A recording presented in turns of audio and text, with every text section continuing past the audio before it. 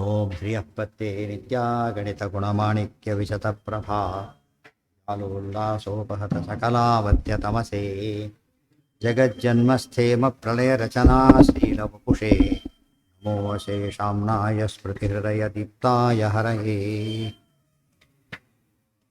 ನಾರಾಯಣಂ ನಿಖಿಲಶಬ್ದಾಬ್ಧೌ ಗಾಢಾನ ಚ ನಿಗಮಚರ್ಚಾಸು ಚತುರಾ ನ ಚ ನ್ಯಾಯೇ ಪ್ರೌಢಾ ನ ಚ ವಿದಿತವೇದ್ಯಾ ವಿವಯಂ ಪರಂ ಶ್ರೀಮತ್ಪೂರ್ಣಪ್ರಮತಿಗುರುಕಾರುಣ್ಯತರಣಿಂ ಪ್ರಪನ್ನಾಃ ಮಾನ್ಯಾಃ ಸ್ಮಃ ಕಿಮಪಿ ಚ ವದಂತೋಪಿ ಮಹತಾಂ ನಾರಾಯಣಂ ನಿಖಿಲಪೂರ್ಣಗುಣೈಕದೇಹಂ ನಿರ್ದೋಷಮಪ್ಯತಮಮಪ್ಯಖಿಲೈಃ ಸುವಾಕ್ಯೈಃ ತಸ್ಯೋದ್ಭವಾದಿತಮಶೇಷವಿಶೇಷತೋಪಿ ವಂದ್ಯಂ ಸದಾ ಪ್ರಿಯತಮಂ ಮಮ ಸನ್ನಮಾಮಿ. ಓಂ ಓಂ ಅಥಾತೋರ್ಮಜಿಜ್ಞಾಸಾ ಓಂ ಯತ್ಪದಂ ವೇದ ಸಂವೇದ್ಯಂ ಕಟಾಕ್ಷೇಣಾಪಿ ವೀಕ್ಷಿತುಂ ನ ಪ್ರತ್ಯಕ್ಷಮಂತೆ ವಿಮತಯಃ ನಮುಪಾಸೇ ಶ್ರಿಯಃ ಪತಿಂ. ಈಗ ಅಪ್ರಾಮಾಣ್ಯಂ ಯದಾ ಭೇದವಾಚಕಸ್ಯ ಭವಿಷ್ಯತಿ ಸ ಏವ ಧರ್ಮಿಣೋ ಗ್ರಾಹಿ ತದಭೇದಃ ಕಥಂ ಭವೇತ್. ಪ್ರಾಮಾಣ್ಯಂ ಯದಾ ವಾಚಕಸ್ಯ ವಾಚಕಸ್ಯ ಭವಿಷ್ಯತಿ ಸ ಏವ ಧರ್ಮಿಣೋ ಗ್ರಾಹಿ ತದಭೇದಃ ಕಥಂ ಭವೇತ್. ಉಪಜೀವ್ಯ ವಿರುದ್ಧಂತೂ ಕಥಮೈಕ್ಯಂ ಶ್ರುತಿರ್ವದೇತ್. ಅನುಭವಾದಿಗಳಿಗೆ ವಿರುದ್ಧವಾದಂಥ ಜೀವೇಶ್ವರ ಐಕ್ಯವನ್ನು ಶ್ರುತಿ ಹಾಕ್ತಾನೆ ಹೇಳೋದಕ್ಕೆ ಸಾಧ್ಯ ಇದೆ? ಸಾಧ್ಯ ಇಲ್ಲ. ಆದ್ದರಿಂದ ಯಾವಾಗ ವಿಷ್ಣು ಅಂತ ಕರಿತೇವೋ ತಕ್ಷಣ ಏನಂತ ಕರಿತೇವೆ ಗೊತ್ತಾ ನಾವು? ಅವನ್ಯಾರು ಅಂತ ತಕ್ಷಣ ಅವನ್ಯಾರು ಅನ್ನೋ ಮಾತಿನಲ್ಲಿ ಏನಿದೆ? ಈಗ ಭಿನ್ನ ಅಂತ ಜ್ಞಾನ ಬಂದಿದೆ. ಈಗ ಭಿನ್ನ ಅಲ್ಲದೆ ಹೋಗಿದ್ರೆ ಏನಂತಿರಲಿಲ್ಲ, ಅವನ್ಯಾರು ಅಂತ ಕೇಳ್ತಿರ್ಲಿಲ್ಲ. ನಾನೇ ಬಿಡು ಅಂತ ಹೇಳ್ಬಿಡುತ್ತೆ, ಹೇಳೋದಿಲ್ಲ. ಯಾಕೆಂದರೆ ಉಪಜೀವ್ಯ ವಿರೋಧ. ಉಪಜೀವ್ಯ ಅಂದರೆ ಅನುಭವ ಇಲ್ಲ, ಗೊತ್ತಾಯ್ತಾ? ನನ್ನಿಂದ ಬೇರೆ ಎಲ್ಲರೂ ನನ್ನಿಂದ ಭಿನ್ನರಾದವರು, ಅವರಿಂದ ನಾನು ಬೇರೆಯಾದವನು. ಸಿಂಪಲ್ ಅದು. ಯಾರ ಬಗ್ಗೆ ಮಾತಾಡ್ತೀರಿ? ಅವ್ರು ಯಾರು ಅನ್ನೋ ಮಾತಿನಲ್ಲಿ ಏನಿದೆ? ಭೇದ ಅಂಬದು ಸಿದ್ಧ ಆಗೋಯ್ತು ಈಗಾಗಲೇ. ಅದಕ್ಕೆ ಅಪ್ರಾಮಾಣ್ಯಂ ಯದಾ ಭೇದವಾಚಕಸ್ಯ ಭವಿಷ್ಯತಿ ಸ ಏವ ಧರ್ಮಿಣೋ ಗ್ರಾಹಿ ತದಭೇದ ಕಥಂ ಭವೇತ್. ಅವನು ಅಂತ ಮಾತಾಡಿದ ತಕ್ಷಣ ಭೇದ ಬಂದಿದ್ದರಿಂದ ಅದು ಅರ್ವಥ ಹೇಳೋದಕ್ಕೆ ಹೇಗೆ ಸಾಧ್ಯ ಇದೆ ಅಂತ ಕೇಳಿ. ಯತ್ಸ್ವರೂಪಗ್ರಹೇ ಮಾನಂ ತದ್ಧರ್ಮೇನ ಕಥಂ ಭವೇತ್. ಒಂದು ವಸ್ತುವನ್ನು ತಿಳಿಯೋದಕ್ಕೋಸ್ಕರ, ಉದಾಹರಣೆಗೆ ಕಣ್ಣಿನಿಂದ ನೀವು ಪುಸ್ತಕ ಕಾಣುತ್ತೆ, ಹೊತ್ತಾನೆ? ಕಣ್ಣಿಂದ ಪುಸ್ತಕ ಇದೇ ಕಣ್ಣಿಂದ ಏನು ಕಾಣಿಸುತ್ತೆ? ಪುಸ್ತಕ ಅಕ್ಷರಗಳು ಕಾಣಿಸುತ್ತೆ. ಸೊ ಪುಸ್ತಕ ಅಂತ ಹೇಳೋದಕ್ಕೆ ಕಣ್ಣು ಪ್ರಮಾಣವಾಗೋದಾದರೆ ಅಕ್ಷರ ಅಂತ ಹೇಳೋದಕ್ಕೆ ಯಾವುದು ಪ್ರಮಾಣ? ಅಡ್ಡೆ ಪ್ರಮಾಣ. ಆಮೇಲೆ ಇಲ್ಲಿದೆ ಯತ್ ಸ್ವರೂಪಗ್ರಹೇ ಪದ ಇದೆ, ಮಾನಂ ಇದೆ, ತದ್ಧರ್ಮ ಇದೆ. ಇವೆಲ್ಲ ಏನಿವು? ಬೇರೆ ಬೇರೆ ಪದಗಳು. ಅದು ಕೂಡ ಯಾವುದರಿಂದ ಗೊತ್ತಾಯ್ತು? ಈಗ ಕಣ್ಣಿಂದನೇ ಗೊತ್ತಾಯ್ತು. ಅರ್ಥ ಆಯ್ತಾ? ಈಗ ಪುಸ್ತಕ ಕಾಣೋದಕ್ಕೆ ಕಣ್ಣು, ಪೇಜ್ ಕಾಣೋದಕ್ಕೆ ಕಣ್ಣು, ಅಕ್ಷರ ಕಾಣೋದಕ್ಕೆ ಕಣ್ಣು, ಆಮೇಲೆ ಪ್ರತಿ ಪದಕ್ಕೆ ಎರಡು ಪದಗಳ ಮಧ್ಯೆ ಭೇದ ಇರೋದು ಕಣ್ಣು. ಇವಿಷ್ಟ ಕಣ್ಣಿಗೆ ಗೊತ್ತಾಗೋ ವಿಚಾರ. ಆದ್ದರಿಂದ ಸರ್ವೋತ್ತಮ ಅಂತ ಹೇಳಿದ ತಕ್ಷಣ ನಾವಲ್ಲ, ಗ್ಯಾರಂಟಿ ಆಗಿ. ಸ್ವತಂತ್ರ ತಕ್ಷಣ ಯಾರು ಎಲ್ಲಿದ್ದಾನೆ? ತಾನೇ ಆಗಿದ್ದರೆ ಕೇಳ್ತಿರಲಿಲ್ಲ. ಮಾತು ಅರ್ಥ ಮಾಡಿಕೊಂಡ್ರೆ ಇದಕ್ಕೇನಂತಾರೆ? ಇದಕ್ಕೆ ಧರ್ಮಿಗ್ರಾಹಕ ಪ್ರಮಾಣ ಅಂತ. ಧರ್ಮಿಗ್ರಾಹಕ ಪ್ರಮಾಣ. ಬೆಂಕಿ ಅಂತಕ್ಕಂಥ ಪದದಿಂದ ಏನು ಜ್ಞಾನ ಬಂತು ನಿಮಗೆ? ತಕ್ಷಣವೇ ಅಗ್ನಿ ಅಂತ ಬಂತು. ಅಗ್ನಿ ಅಂತ ಬಂದ ತಕ್ಷಣ ಸುಡುತ್ತೆ ಅಂತಲೇ ಬಂತು. ಅಗ್ನಿ ಇರ್ಬೋದು, ಸುಡುತ್ತೆ ಅಂತ ಯಾರು ಹೇಳಿದ್ರು ಅಂತ ಕೇಳೋದಿಲ್ಲ. ಅಗ್ನಿಯ ಗುಣ ಏನು? ಸುಡೋದು. ಅದು ಅಗ್ನಿ ಎಂಬುದು ಹೇಗೆ ಅಗ್ನಿ ಅಂಥೇಳಿ ಐಸ್ ಅಂತ ಕರೀಲಿಕ್ಕೆ ಹೇಗೆ ಸಾಧ್ಯ ಇಲ್ವೋ ಹಾಗೆ ಪ್ರತಿಯೊಂದು ಶಬ್ದದಲ್ಲೂ ಕೂಡ ಒಂದು ಹಿಂದೆ ಒಂದು ಏನಿರುತ್ತೆ? ಉಪಜೀವ ಪ್ರಮಾಣಕ್ಕೆ ಸಂಬಂಧಪಟ್ಟ ವಿಚಾರ ಇರುತ್ತೆ. ಅದು ಬೇರೆ ಆದ ತಕ್ಷಣ ಅದು ವಸ್ತು ಬೇರೆ. ಯಾವ ಜ್ಞಾನ? ಅದೇ ಹೇಳಿದ್ದು. ಆಮೇಲೆ ಅಗ್ನಿ ಜ್ಞಾನ ಬಂತು ಅಂತ ತಿಳ್ಕೊಂಬೋಣ. ಅಗ್ನಿ ಅಂತಷ್ಟ ಫಸ್ಟ್ ನಮಗೇನು ಗೊತ್ತಾಯ್ತು? ಈಗ ಇಲ್ಲ. ಅಗ್ನಿ ಅಂತಷ್ಟು ನಮಗೆ ಗೊತ್ತಾಗಿದ್ದು ಫಸ್ಟ್ ಏನು? ನಾವಲ್ಲ. ಯಾವುದು? ಮುಗಿತಲಿಗೆ ಅಗ್ನಿ ಸುಡುತ್ತದೆ. ವಿಚೇಶ್ವರ್ ನಾವಲ್ಲ ಅಂತ ಹೇಳೋದಕ್ಕೆ ಅಗ್ನಿ ಬೇರೆ ಹೇಗೆ? ಅಗ್ನಿಯಿಂದ ನಾವು ಬೇರೆ, ನಮ್ಮಿಂದ ಅಗ್ನಿ ಬೇರೆ ಹೇಗನೋ ಸುಡಬೇಕು ಎಂಬ ಗುಣವೂ ನಮ್ಮಲ್ಲಿಲ್ಲ. ಅದು ಗೊತ್ತಾಯ್ತು. ಒಂದಕ್ಕೊಂದೊಂದು ಲಿಂಕ್ ಆಗ್ತದೆ. ಸರ್ವಗುಣಪೂರ್ಣ ಅಂತಷ್ಟು ನಮ್ಮಲ್ಲಿ ಇಲ್ಲ. ಇವೆಲ್ಲ ಯಾವುದರಿಂದ ಗೊತ್ತಾಗ್ತಾ ಹೋಗುತ್ತೆ? ನಮ್ಮ ಅನುಭವನೇ ಪ್ರಮಾಣ ಇದಕ್ಕೆ. ಅಂಥ ಮಾತನ್ನೆಂದು ಶ್ರುತಿ ಹೇಳೋದಕ್ಕೆ ಸಾಧ್ಯ ಇಲ್ಲ. ಏಕವಿಜ್ಞಾನ ವಿಜ್ಞಪ್ಯ ದ್ವಯಂ ಮಾನಂ ಭವಿಷ್ಯತಿ ನಚೇದೇಕಂ ಪ್ರಮಾಣಂ ತದ್ವಯಮಪ್ಯತ್ರ ನೋ ಭವೆ. ಏಕವಿಜ್ಞಾನ ವಿಜ್ಞಪ್ತ್ಯ ದ್ವಯಂ ಮಾನಂ ಭವಿಷ್ಯತಿ. ಒಂದೊಂದು ವಿಷಯ ತಿಳ್ಕೊಳ್ತಾ ಹೋದಂತೆ ಎಲ್ಲರ ಬಗ್ಗೆನೂ ಪ್ರಮಾಣ ಬರಲಿಕ್ಕೆ ಶುರುವಾಯಿತು. ನಚೇದೇಕಂ ಪ್ರಮಾಣಂ ತದ್ವಯಮಪ್ಯತ್ರ ನೋ ಭವೇತ್. ಇಲ್ಲದೆ ಹೋಗಿದ್ದರೆ ಎಲ್ಲ ಪ್ರಮಾಣ ಬೇಕೇ ಇರಲಿಲ್ಲ. ಒಂದೊಂದು ಪ್ರಮಾಣಕ್ಕೆ ಒಂದೊಂದು ಗೊತ್ತಾಗ್ತಾ ಹೋದ. ಪ್ರತ್ಯಕ್ಷಕ್ಕೆ ಒಂದು ವಿಷಯ ಗೊತ್ತಾಯಿತು. ಅನುಮಾನಕ್ಕೊಂದು ಗೊತ್ತಾಯಿತು, ಆಗಮಕ್ಕೊಂದು ಗೊತ್ತಾಯಿತು ಅಂತ ತಿಳ್ಕೊಬೋಣ.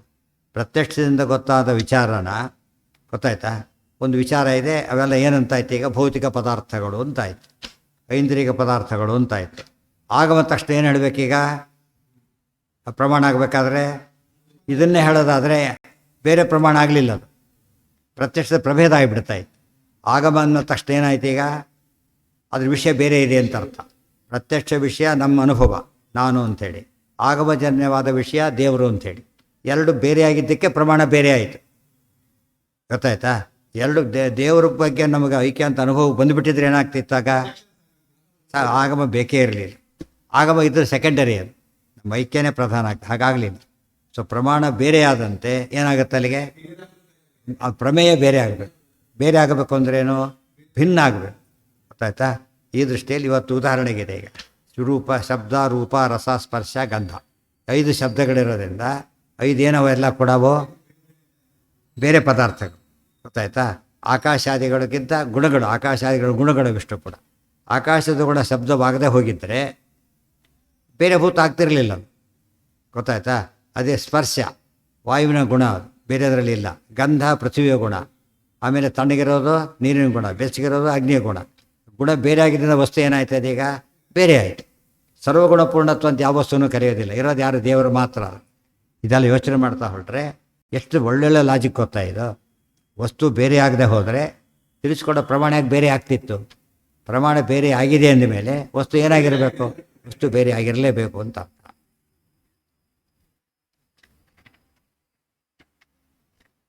ಧರ್ಮಿಗ್ರಾಹ ವಿರೋಧಸ್ತು ತಸ್ಮಾನ್ ಮಾನಸ್ಯ ದೂಷಣ. ಧರ್ಮಿಗ್ರಾಹಿ ವಿರೋಧಸ್ತು ತಸ್ಮಾನ್ ಮಾನಸ್ಯ ದೂಷಣ. ಅವ್ರು ವ್ಯವಸ್ಥೆ ಮಾಡ್ಕೊಂಡ್ಬಿಟ್ಟಿದ್ದಾರೆ. ಏನು ವ್ಯವಸ್ಥೆ ಮಾಡ್ಕೊಂಡಿದ್ದಾರೆ? ಶ್ರುತಿಗಳು ಹೇಳ್ತಕ್ಕಂಥ ಬ್ರಹ್ಮನ ಸ್ವರೂಪ ಮಾತ್ರ ಸತ್ಯ, ಗುಣಗಳೆಲ್ಲ ಸುಳ್ಳು. ಆದರೆ ಯಾವ ವೇದ ಬ್ರಹ್ಮ ಅಂತ ಹೇಳಿತೋ ಅದೇ ವೇದ ಏನಂತ ಹೇಳಿದೆ, ಗುಣಪೂರ್ಣ ಅಂಥೇಳಿ. ಅಂತ ಹೇಳಿದಾಗ ನೀವು ಯಾವುದನ್ನು ಬಿಡ್ತಾ ಅರ್ಧ ಜರತೀಯ, ಒಂದನ್ನು ತೊಗೊಂಡು ಬಿಟ್ಟುಬಿಡೋದು.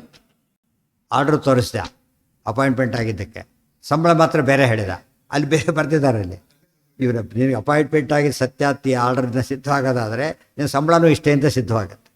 ಇಲ್ಲಿ ಅದಕ್ಕೆ ಬೇರೆ ವ್ಯವಸ್ಥೆ ಇದೆ ಕೇಳಿದ್ರೆ ತಪ್ಪು ತಿಳಿಯುತ್ತೆ. ಬೇರೆ ವ್ಯವಸ್ಥೆ ಏನಂತ ತೋರಿಸ್ಬೇಕು ನೀವೀಗ, ಅವ್ರು ಬರೆದಿರ್ತಾರೆ ಟೈಮ್ ಟು ಟೈಮ್ ಚೇಂಜ್ ಆಗುತ್ತೆ, ಅವಾಗ ಟೈಮ್ ತೋರಿಸ್ಬೇಕು ನೀವು. ಇಲ್ಲದವ್ರು ಬರ್ತಾ ಇಲ್ಲ. ಅದಕ್ಕೆ ಏನಂತ ಕರೀತಾರೆ, ಯಾವ ಕಣ್ಣಿನಿಂದ ನಿಮಗೆ ಒಂದು ವಸ್ತು ಹಾಲು ಕಾಣಿಸ್ತೋ ಅದೇ ಕಣ್ಣಿನಿಂದ ಏನು ಕಾಣಿಸುತ್ತೆ ನಿಮಗೆ, ಅದು ಬಿಳಿ ಇದೆ ಅಂತ ಕಾಣಿಸುತ್ತೆ. ಹಾಲು ನೋಡ್ಲಿಕ್ಕೆ ಒಂದು ಕಣ್ಣು, ಬಿಳಿ ಬಣ್ಣ ನೋಡ್ಲಿಕ್ಕೆ ಒಂದು ಕಣ್ಣು ಅಂತಿಲ್ಲ. ಗೊತ್ತಾಯ್ತಾ? ಅದಕ್ಕೆ ಏನಂತ ಧರ್ಮಿಗ್ರಾಹಕ ಪ್ರಮಾಣ ಅಂತ ಹೆಸರು ಅದಕ್ಕೆ. ಧರ್ಮಿ ಅಂದರೆ ಹಾಲು, ಅದ್ರ ಬಿಳಿ ಬಣ್ಣ ಮೊದಲಾದವುಗಳು ಅದರ ಗುಣಗಳು, ಧರ್ಮಗಳು. ಧರ್ಮಿಗ್ರಾಹಕ ಪ್ರಮಾಣನೇ ಏನು ಮಾಡುತ್ತದೋ, ಧರ್ಮವನ್ನು ಗ್ರಹಣ ಮಾಡುತ್ತೆ. ಧರ್ಮವನ್ನು ಗ್ರಹಣ ಮಾಡುತ್ತೆ.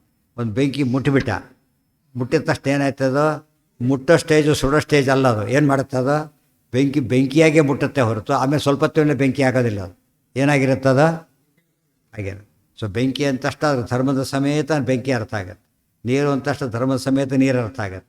ಬ್ರಹ್ಮ ಅಂತಷ್ಟು ಗುಣಪೂರ್ಣನಾಗಿ ಅರ್ಥ ಆಗ್ತಾನೆ ಹೊರತು ಏನಾಗೋದಿಲ್ಲ, ಆಗೋದಿಲ್ಲ. ನಾವು ಅಲ್ಪಗುಣತ್ವ ನಮ್ಮ ಸಿದ್ಧ ಆದ್ದರಿಂದ ಎರಡು ಏನಾಗಬೇಕಾಗ, ಅಲ್ಪಗುಣಕವಾದ ವಸ್ತು ಪೂರ್ಣಗುಣಕವಾದ ವಸ್ತು ಪರಸ್ಪರ ಏನಾಗಿರಬೇಕು, ಬೇರೆಗಿರಬೇಕು. ಇಷ್ಟೆಲ್ಲ ಆಚಾರ್ಯ ಯಾಕೆ ಹೇಳ್ತಾರೆ ಅಂದರೆ, ಇಷ್ಟು ಹೇಳಿ ತಿಳ್ಕೊಂಡಿಲ್ಲ ಅಂದರೆ ಹೇಳಿ ಯಾಕೆ ಹೇಳಿದ್ರೆ ಗೊತ್ತಾಯ್ತಲ್ಲ ಕಾರಣ. ನಮ್ಮ ಪ್ರಕಾರ ಗೊತ್ತಾದಾಗ ಆಗಿಬಿಟ್ಟಿದೆ. ಗೊತ್ತಾದ ಬೇರೆಯವ್ರ ಪ್ರಕಾರ ಒಂದು 15 ಕೇಳಿಬಿಡಿ, ಬೇರೆ ಮತ್ತವರು ಶುರುವಾಗುತ್ತೆ. ಇವರು ಕಾರಣ ಕೊಡ್ತಾರೆ ಪರವಾಗಿಲ್ಲ ಅಂತ. ಅದು ಹೋಗ್ಬೇಕಾದ್ರೆ ಇದೆಲ್ಲ ಹೇಳಿರ್ತಾರೆ. ಈ ಬ್ಯಾಕ್ಗ್ರೌಂಡ್ ಇದ್ರೆ ಏನಾಗೋದಿಲ್ಲ ಅವರಿಗೆ, ಏನು ಮಾಡಿದ್ರು ಅದು ಹೇಳ್ಬಯ್ಯ. ಶ್ರುತಿ ವಿಪ್ರತಿಪನ್ನಾತೆ ಯದಾ ಸ್ಥಾಸ್ಯತೆ ನಿಶ್ಚಲ ಸಮಾಧವು ಅಚಲ ಬುದ್ಧಿ ತದಾ ಯೋಗ ಮವಾಪ್ಸ್ಯ. ಎಂದು ನೀನು ಕೇಳಿದ್ದರ ಬಗ್ಗೆ ಯಾರೇ ಹೇಳಿದರೂ ಕೂಡ ದಾರ್ಢ್ಯಕ್ಕೆ ಕಳಂಕ ಬರೋದಿಲ್ಲ. ಆ ಸ್ಟೇಜ್ ಯಾವುದಕ್ಕೆ ಹತ್ತಿರ, ಈಗ ಅಪರೋಕ್ಷ ಜ್ಞಾನಕ್ಕೆ ಹತ್ತಿರ ಆಗಿದ್ದಾನೆ ಅಂತ ಅರ್ಥ. ಅಪರೋಕ್ಷ ಜ್ಞಾನಕ್ಕೆ ಹತ್ತಿರ ಪೂರ್ತಿ ಏನು ಯೋಚನೆ ಇಲ್ಲ. ನೋಪಜೀವಿಯೋ ಅಭೇದೋತ್ರ ಕ್ವಚಿತ್ ಭೇದ ಶ್ರುತೇರ್ಬಲ. ಆದ್ದರಿಂದ ನೋಪಜೀವ್ಯ ಹಿ ಅಭೇದ ಅತ್ರ ಕ್ವಚಿತ್ ಭೇದ ಶ್ರುತೇರ್ಬಲೆ. ಅದು ಎಂದೂ ಕೂಡ ಏನಾಗಲಿಲ್ಲ ಇಲ್ಲಿ, ಅಭೇದ ಉಪಜೀವ್ಯ ನ. ಭೇದ ಉಪಜೀವ್ಯ ಆಯ್ತಾ ಹೊರತು ಅಭೇದ ಉಪಜೀವ್ಯ ಆಗಲಿಲ್ಲ. ಉಪಜೀವ್ಯ ಪ್ರಮಾಣ ಭೇದ, ಪ್ರಮೇಯ ಭೇದ. ಆದ್ದರಿಂದ ಯಾವ ಕಾಲಕ್ಕೂ ಏನು ಕಲ್ಪನೆ ಮಾಡೋಕ್ಕೆ ಬರೋದಿಲ್ಲ, ಹೇಳಕ್ಕೆ ಬರೋದಿಲ್ಲ. ಇದು ತುಂಬ ಇಂಪಾರ್ಟೆಂಟ್. ಕ್ವಚಿತ್ ಭೇದ ಶ್ರುತೇರ್ಬಲೆ. ಎಲ್ಲೆಲ್ಲಿ ಭೇದ ಶ್ರುತಿ ಹೇಳಿ, ಕ್ವಚಿತ್ ಭೇದ ಶ್ರುತಿ ಎಂಬುದು ಸಪೋರ್ಟ್ ಮಾಡ್ತಾ ಇದೆ. ಒಂದು ಕಡೆಗೆ ಉಪಜೀವ್ಯ, ಇನ್ನೊಂದು ಕಡೆ ಭೇದ ಶ್ರುತಿ, ಎರಡು ಒಂದಕ್ಕೊಂದು ಸಪೋರ್ಟ್ ಮಾಡೋದ್ರಿಂದ ಐಕ್ಯ ಪ್ರತಿಕ್ಷಣ ದೂರ ಆಗ್ತಾ ಬರುತ್ತೆ ಹೊರತು ಸಾಧನೆ ಮಾಡೋಕ್ಕೆ ಸಾಧ್ಯ ಆಗೋದೇ ಇಲ್ಲ ಅಂತ ಹೇಳಿದ್ರು. ಇದಿಷ್ಟು ಪೃಥಕ್ ಉಪದೇಶ ಅಧಿಕರಣ ವಿಶೇಷವಾಗಿ ಬೆರೆತಕ್ಕಂಥ ಅರ್ಥಗಳು. ಯಚ ಮಾನಾಂತರೂಪೇಯಂ ಬ್ರಹ್ಮ ತದ್ಭವತಿ ಕ್ವಚಿತ್. ಇಲ್ಲ ಹಾಗಲ್ಲ, ಬ್ರಹ್ಮ ಬೇರೆ ಪ್ರಮಾಣದಿಂದ ಗೊತ್ತಾಗ್ತಾರೆ, ಯಾವ ಪ್ರಮಾಣ ತೋರಿಸಾಗಿದೆ. ಸೊ ಈ ಸಂಪರ್ಕನ್ಯವಾದ ಯಾವ ಆಗಮ ಕೂಡ ದೇವರನ್ನು ನಿರ್ಗುಣ ಅಂತಾಗಲಿ ಐಕ್ಯ ಅಂತ ಹೇಳಕ್ಕೆ ಹೊರಟಿಲ್ಲ. ನೀವು ಅಲ್ಲಿಗೂ ಹೇಳೋದಾದ್ರೆ ಪ್ರಮಾಣ ಕೊಡೀಗ, ಇನ್ಯಾವ ಪ್ರಮಾಣ ಇದೆಯಪ್ಪ? ಇಲ್ಲೇ ಇಲ್ಲ. ಆದ್ದರಿಂದ ನಿಮ್ಮದು ಪ್ರಮೇಯ ಆಗಲಿಲ್ಲ, ನಮ್ಮದು ಪ್ರಮೇಯ ಆಯಿತು. ಪ್ರಮೇಯ ಅನ್ನೋ ಹೆಸರು ಯಾತಕ್ಕೆ ಬರುತ್ತೆ? ಪ್ರಮಾಣ ಸಿದ್ಧವಾದಾಗ ಮಾತ್ರ. ಪ್ರಮಾಣ ಸಿದ್ಧವಾಗದೆ ಹೋದರೆ ಏನಲ್ಲ, ಅದು ಪ್ರಮೇಯ ಅಂತ ಕರೆಯೋದಿಲ್ಲ.